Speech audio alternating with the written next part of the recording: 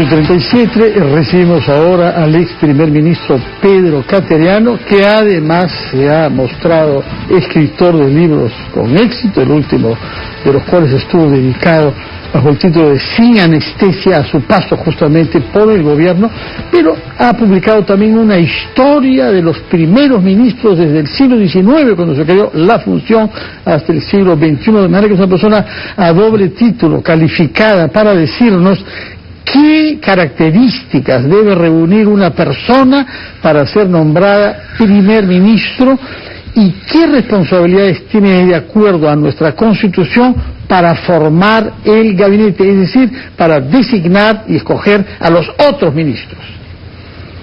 Buenos días, Fernando. Buenos días. Brevemente, en primer lugar, cumplir con el requisito para ser ministro que establece la Constitución.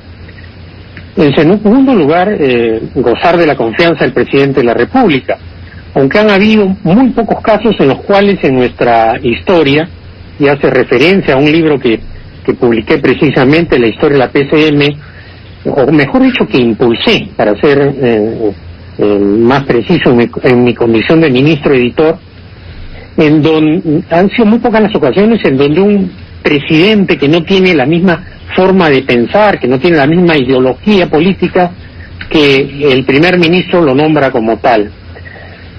Pero creo que en una circunstancia como esta, tan delicada, en donde el país está polarizado y se requiere hacer un esfuerzo de consenso, naturalmente, si se quiere encauzar el país dentro del orden constitucional, deberá el presidente no solo convocar a una persona de su confianza, sino que tenga la habilidad y la experiencia para lograr salir de esta crisis tan grave a nivel sanitaria, económica y política.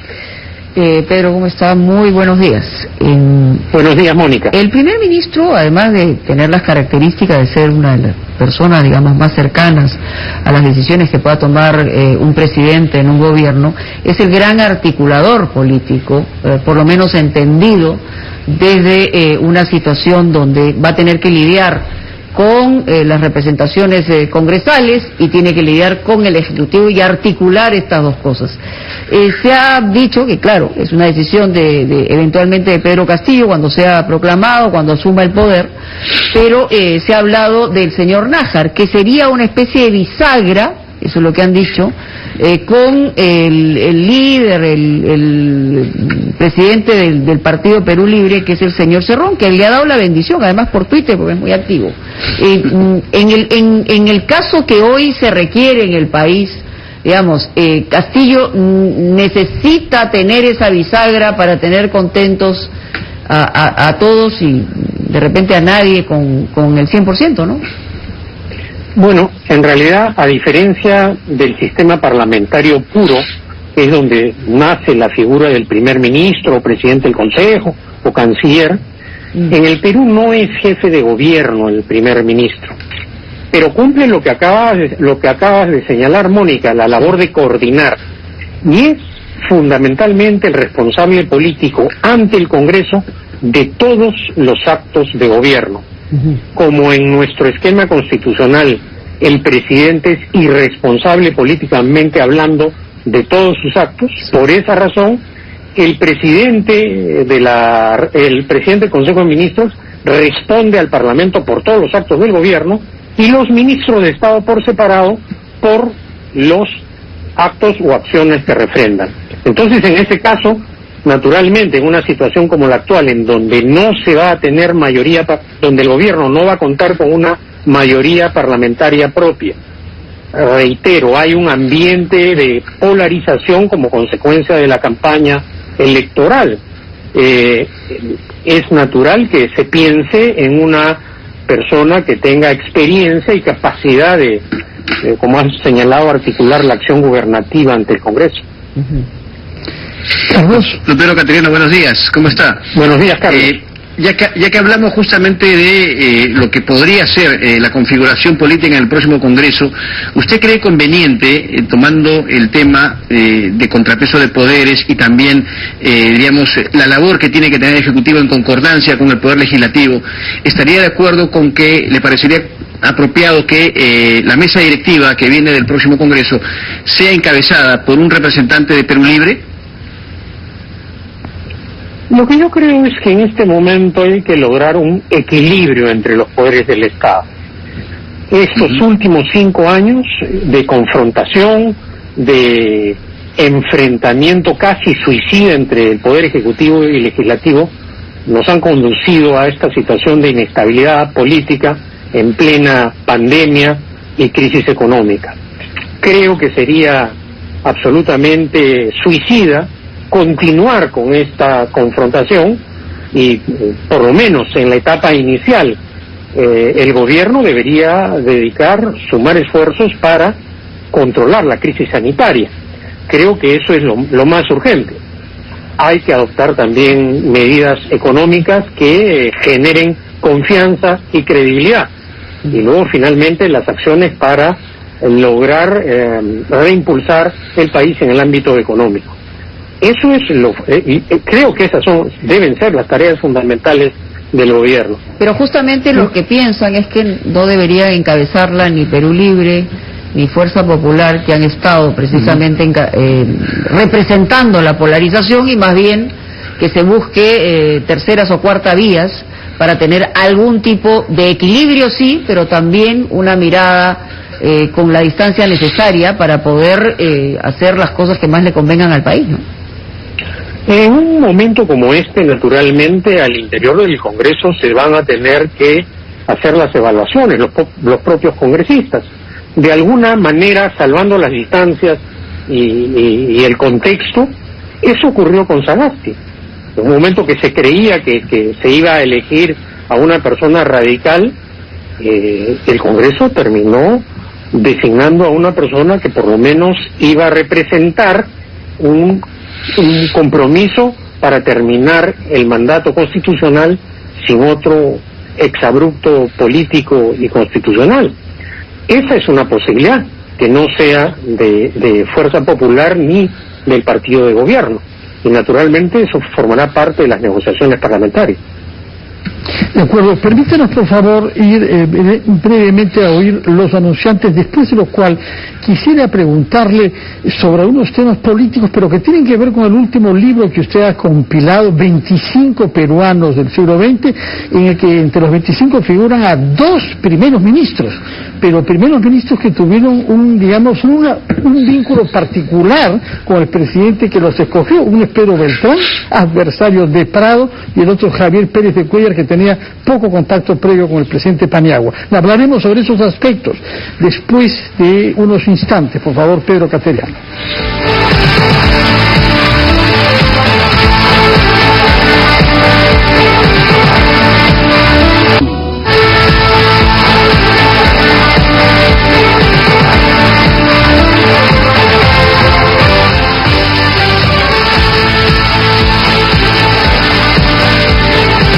Retomamos nuestra conversación con el ex primer ministro Pedro Cateriano para tratar de evaluar y de vislumbrar qué posibilidades tiene un primer ministro de garantizar lo que el candidato Castillo dijo en algún momento, que habrían ministros de izquierda, de derecha y de centro. Yo te lo he dicho una vez y no se ha repetido durante los últimos días, pero está hecha esa promesa. Y en el libro que usted acaba de publicar como editor de la Universidad Peruana de Ciencias Aplicadas, 25 peruanos del siglo XX, hay 2 primeros ministros que representan figuras interesantes. Uno, Pedro Beltrán, por haber sido un adversario del presidente Prado, que lo convocó, y el otro, Javier Pérez de Cuéllar, porque era una persona retirada de 80 años que no vivía en el Perú y que había tenido poco vínculo con el presidente Paniagua, y que sin embargo pudo ser un eficaz primer ministro en un gobierno que revelaba también la diversidad de nuestro país de ese momento.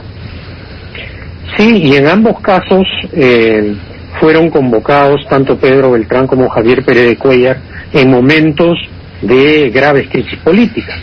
En el caso del gobierno de Prado, en un contexto de una situación económica grave para el país, y es ahí donde Prado llama a Beltrán, lo convoca, y le dice, bueno, le entrego el gobierno, sea usted primer ministro y haga y ejecute haga su plan de gobierno y ejecute sus ideas. Y fue así como Pedro Beltrán, que era el dueño del diario La Prensa en ese entonces, asume el reto, y como bien ha señalado un opositor furibundo del gobierno de Prado, asume el reto de asumir el primerato, y lo hizo con éxito, aplicando políticas económicas que durante años encauzaron el orden económico en el país. Y en la situación de Javier Pérez de Cuéllar, no hay que olvidar que luego de la fuga de Fujimori y de su caída, cuando asume la presidencia de la República Valentín Paniagua, convoca, entre otras cosas, a Javier Pérez de Cuéllar por su prestigiosa reputación internacional, su prestigio. Ese hecho le daba una credibilidad notoria al gobierno, y Pérez de Cuéllar actuó con astucia, con diplomacia y continuo como presidente del Consejo de Ministros, y se pudo realizar una transición democrática en beneficio de los grandes intereses del país. O sea que son situaciones en donde se refleja que el presidente sí puede convocar inclusive hasta adversarios o gente que no conoce en circunstancias graves por las que atraviesa la República. Ahora, evidentemente, Pedro, una circunstancia como esta, que podríamos coincidir que estamos en una situación de crisis enorme y ante una incertidumbre muy grande, tendría que elevarse Pedro Castillo en el sentido de buscar un perfil de un primer ministro que logre no solamente exponer hacia afuera, sino sobre todo darle viabilidad hacia adentro a un país tan dividido como el que estamos. Y esto tendría que ser una figura que esté fuera de cualquier ideologización, porque de lo contrario la situación no va a llegar a buen puerto, ¿no? Sobre todo si el señor Pedro Castillo insiste con esa iniciativa de convocar a una asamblea constituyente al margen de lo establecido en el artículo 206 de la Constitución. El profesor Castillo ha soltado algunas ideas, dice que quiere una constitución con olor a pueblo, sí. Quiere una constitución que no refleje la dictadura, pero esas ideas, o ha señalado también, le pido al Congreso que vaya agendando el tema de la Asamblea Constitucional. El 28 de julio lo va a presentar, aunque sus voceros después dicen que es un proceso, que no va a ser de inmediato, entonces la verdad no se tiene muy claro, ¿no? Y yo creo que eso es precisamente, o esa es una de las razones que agravan este ambiente de inestabilidad política. El profesor Castillo tiene que ser consciente que si el Jurado Nacional de Elecciones lo proclama como presidente de la República, llega a ese cargo por esta Constitución, y su primer acto, porque así lo obliga la Constitución, será la de jurar el respeto a la Constitución. Y la primera atribución y obligación del presidente de la República, según la Constitución, que va a jurar es cumplir y hacer cumplir la Constitución y las leyes. Entonces, él tiene que desde este momento ser consciente de ello. Además, así como con justificada razón, si el Jurado Nacional de Elecciones lo proclama como presidente, se deberá respetar su mandato. Con la misma razón jurídica, habrá que exigirle al presidente de la República que respete el mandato del Congreso, porque no hay que olvidar que tanto el presidente de la República como el Congreso en el Perú se eligen en elecciones generales, por eso se llama así la elección, y tan importante es respetar el mandato presidencial como acatar el mandato parlamentario. Y creo que ahí tiene la llave el profesor Castillo si asume la presidencia de la República. Si desde el primer momento va a probar al país que respetará la Constitución, o si desde el instante que jura se pondrá al margen del Estado de Derecho. Señor Cateriano, ¿y cómo analiza o cómo califica usted la relación que hay y la influencia que puede tener la figura de Vladimir Cerrón en torno a Pedro Castillo y un futuro gobierno? Porque primero se hablaba de un distanciamiento, después que ese distanciamiento no ha existido. Algunas propuestas, obviamente, del ideario de Perú Libre son muy radicales, pero esta relación, ¿cómo la analiza usted? ¿Cree que la figura de Cerrón perjudica a la de Castillo? Algunas de las ideas de Perú Libre no son radicales, todas son radicales.